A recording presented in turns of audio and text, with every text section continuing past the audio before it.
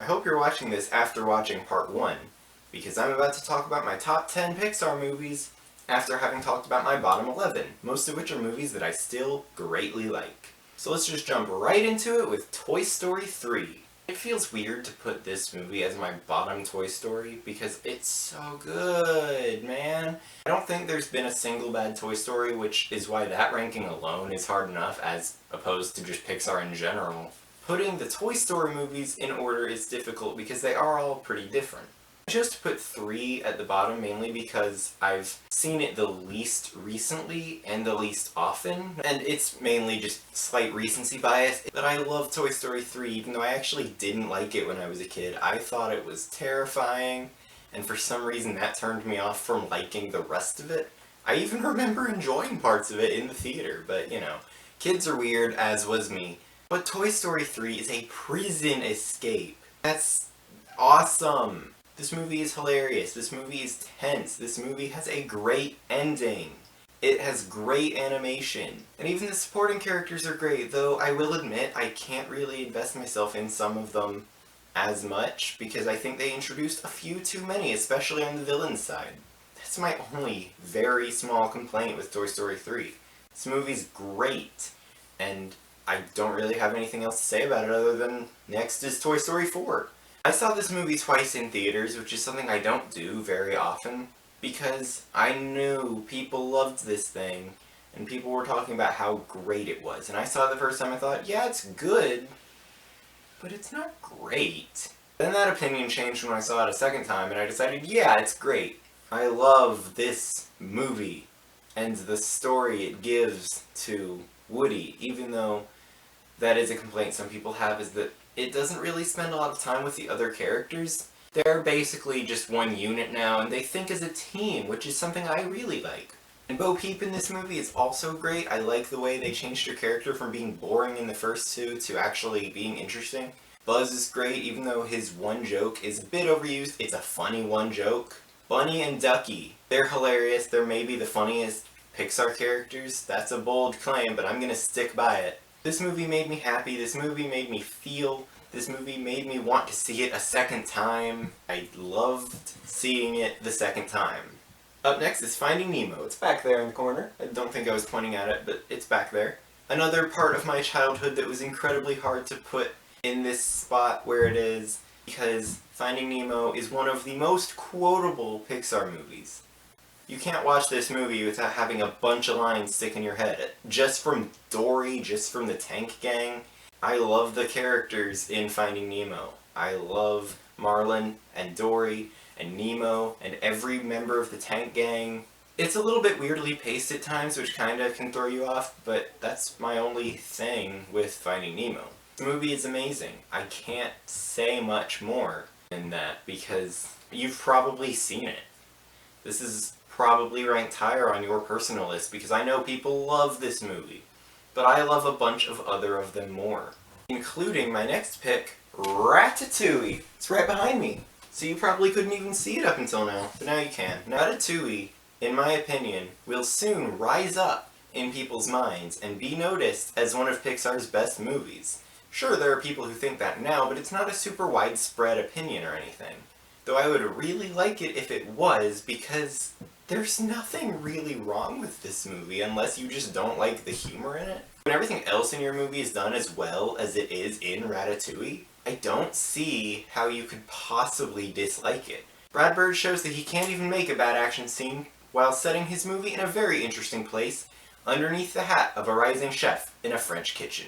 I love this setting, and I love how it leads to the amazing action scenes of cooking. He turns cooking into an action comedy, basically. And the comedy is some of Pixar's best. This might be the edgiest Pixar movie, actually, with some of the jokes. There's a scene where the chef tries to get our main character drunk so that he'll reveal a secret, and very nearly succeeds. And then there's the entire character of Anton Ego, which, yeah, that leads to one of my favorite Pixar scenes, period. The titular Ratatouille scene. I don't have a thing in this movie that really greatly bothers me.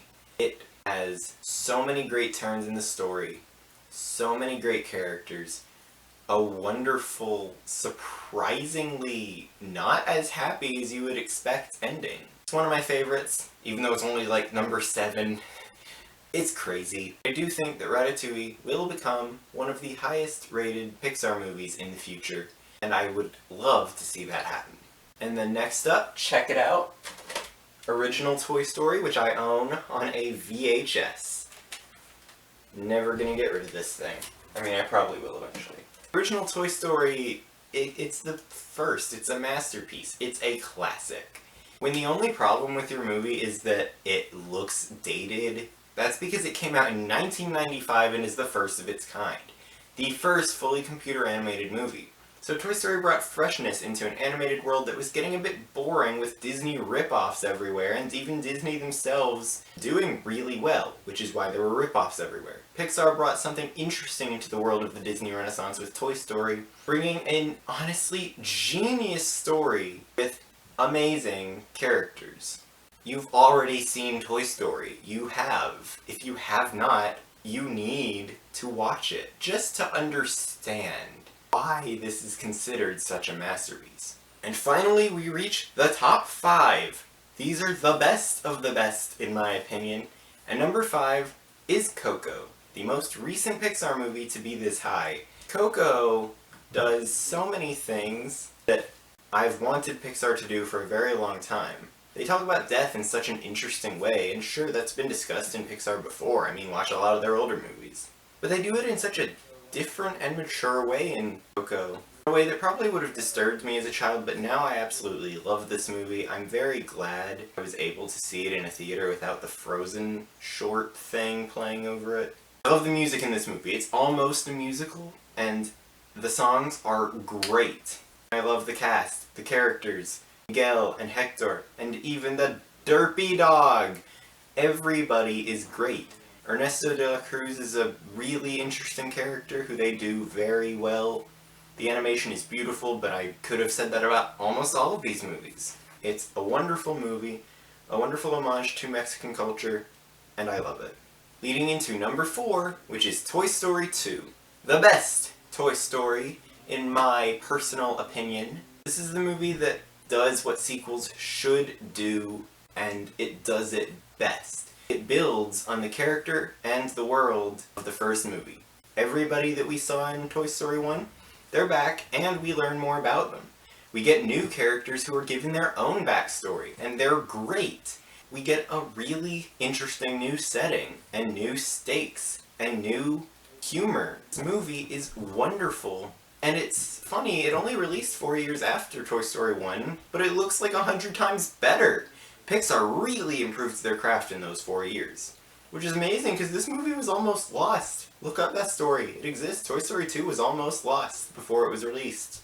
I really love Toy Story 2. There's very few problems I could ever come up with it. It's wonderful. It's my favorite Toy Story without question, and I think that that's becoming a more popular opinion recently. And now, number 3. Number 3 for me is Up. That joke wasn't funny, but that's okay, because Up is a really funny movie. People like to forget, it seems, that Up is really hilarious, because the only thing people like to pay attention to is the first 10 minutes. Not to take away from them, because yes, they're amazing, I don't need to talk about them. But I've seen some hot takes on the internet of people saying that the movie's really not that great, other than the first 10 minutes. Well, that's fine, that's your opinion. But I don't go to Pixar movies for their dazzling realism. I go to Pixar to watch a boxy man travel through a jungle with a giant rainbow bird and a talking dog who chases squirrels and flies airplanes. This movie's hilarious, and it's wonderful fantasy, and it has a great emotional center that goes through the entire movie, not just the first 10 minutes. This is the hardest one to rank, because this could be my number 2, honestly. But my number 2 is The Incredibles. The Incredibles is the movie that made me interested in superheroes as a kid. And I made up like dozens of my own fictional superheroes when I was like 9 because of The Incredibles. I didn't even see this movie when it came out. I didn't see it until like 5 years after it did. The Incredibles is like the perfect Pixar movie that Pixar was waiting to make the whole time after Toy Story had released. And they hire Brad Bird, who made The Iron Giant previously, this being his first Pixar movie. And he just knocked it out of the park with a wonderful superhero action movie with a great family message. This movie's hilarious, and this movie is intense. Probably the most of any Pixar movie. Scene on the plane, that's all I need to say. The Incredibles is amazing. It's an easy number 2 pick for me. But why is it not number 1? Well, that's because number 1 was the easiest movie on this entire list for me to pick. And that is WALL-E. It comes in this garbage DVD box because they wanted you to go green or something. This is the worst part of the movie, the DVD box. I don't know if you know this about me, but WALL-E just so happens to be my favorite movie of all time. I love every single part of this movie. Everything. The animation is perfect. It's handheld realism style that makes it look like you are actually in the world, with camera movements that feel like they could be held by a real person. Characters who barely say anything, but you still become incredibly invested in their story, in their journey. WALL-E is my favorite protagonist. I love him. He just wants to hold her hand. He's wholesome. He's wonderful. He kicks his feet while he's sitting on a chair because they don't reach the ground. I also love the captain character in this movie, the captain of the ship. People don't talk enough about this character, but I really like him. He's one of my favorite side characters in movies. His growth and his learning what's going on, he becomes such a cool, strong character, and I love it! This movie is my favorite of all time.